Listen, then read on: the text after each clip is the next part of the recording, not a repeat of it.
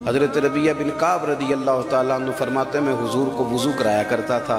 حضور نے مجھ سے پوچھا شادی کیوں نہیں کرتے؟ میں نے عرض کی حضور نہ رنگ گورا، نہ پلے کو پیسے، نہ میرا کوئی قبیلہ بڑا، کون رشتہ دے گا؟ کہتے ہیں حضور خاموش ہو گئے۔ اگلے دن پھر وضو کرایا تو نبی کریم نے پوچھا شادی کیوں نہیں کرتے؟ تو میں نے عرض کی حضور نہ تو گورا چٹا ہوں، نہ کوئی کاروبار ہے، نہ کوئی بڑا قبیلہ ہے۔ حضور خاموش ہو گئے۔ میں باہر نکلا تو دل میں خیال آیا ربیہ حضور کے سامنے باتیں کیوں کرتا ہے؟ حضور جو کہتے ہیں شادی کیوں نہیں کرتا تو چپ کر کے حضور جیسے دل کرتا ہے کر دیں۔ کہتے ہیں تیسرے دن جب یہ سوال جواب ہوئے میں نے عرض کی حضور مہربانی کریں آپ جیسے آپ کا دل کرتا ہے کر دیں۔ حضور نے کیا فرمایا؟ فلاں قبیلے کے سردار کے پاس جا اور اسے جا کے کہ اپنی بیٹی کا نکاح تیرے ساتھ کر دیں۔ کہتے میں وہاں گیا۔ بچی کے ماں باپ بڑے حساس ہوتے ہیں۔ میں نے کہا کہ حضور علیہ السلام نے بھیجا ہے۔ والد اور والدہ اس خاتون کی اس بچی کی کہنے لگے کہ حضور سے کہیے گا شام کو آئیں گے۔ انکار کوئی نہیں کیا، غلام انکار نہیں کرتے۔ اس میں کئی باتیں ہو سکتی تھی کہ بیٹی سے پوچھ لیں، اور بھی بات ہو سکتی تھی کہ تھوڑا سا اس پہ غور کر لیا جائے۔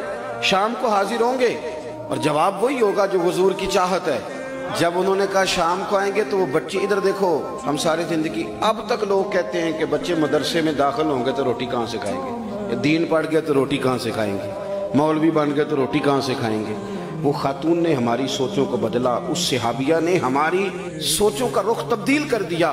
حضرت ربیہ بن کعب کہتے ہیں میں جب واپس آ رہا تھا نا تو وہ خاتون پردے کے پیچھے سے بولی غلام ٹھہر جا۔ میں رک گیا تو اپنے والدین کو مخاطب کر کے کہنے لگی ابا جی اماں جی آپ کو میری فکر ہے نا کہ غریب گھر میں جائے گی تو کیا بنے گا، میری فکر نہ کریں، مجھے آپ نبی کریم علیہ السلام کے حوالے کر دیں، اللہ رسول مجھے کبھی ضائع نہیں کریں گے۔ تو اب دیکھیں شادی ہونے لگی ہے۔ حضور نے فرمایا حارثہ بن نعمان کو بلایا جائے۔ فرمایا کھجور کی گٹھلی کے برابر سونے کا بندوبست کر گئی۔ یا رسول اللہ کیا کرنا ہے؟ فرمایا ربیہ نے اپنی بیوی کو حق مہر دینا ہے۔ بندوبست ہو گیا۔ حضور نے فرمایا ایک مکان کا بھی بندوبست کرو، ایک کمرہ چاہیے یہاں یہ اپنی بیوی کو لائے گا۔ حضور ہو گیا بندوبست۔ تو محبوب کریم نے فرمایا عثمان غنی کو بلاؤ۔ حاضر ہو گیا۔ حضور میرے لیے حکم کیا؟ فرمایا ایک بکرے کا بندوبست کر۔ یا رسول اللہ کیا کرنا ہے؟ فرمایا میرے ربیہ بن کعب نے ولیمہ کرنا ہے۔ شادی ہو گئی، نکاح ہو گیا۔ آپ اس کو آسان کریں گے، آسان چند روپوں میں لوگوں نے نکاح کیے اس زمانے میں، چند دیناروں میں۔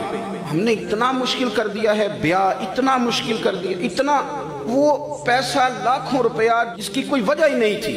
شادی میں اتنے زیادہ کپڑے خرید لیے جاتے، ان کا کچھ دنوں کے بعد تو موسم ختم ہوتا ہے، پھر ایک سال کے بعد ڈیزائن ختم ہوتا ہے، پھر وہ سارا پیسہ ضائع ہوتا ہے۔ کہاں لگا رہے ہیں آپ پیسہ؟ کچھ لوگ انتظار کر رہے ہیں کہ چلو ان کے پاس چند سکے ہوں تو بیٹی کا بیاہ ہو جائے، اور کچھ نے 1-1 لاکھ کا جوڑا خرید کے رکھ لیا ہے۔ تو آپ اعتدال میں رہیں گے، آسان کریں۔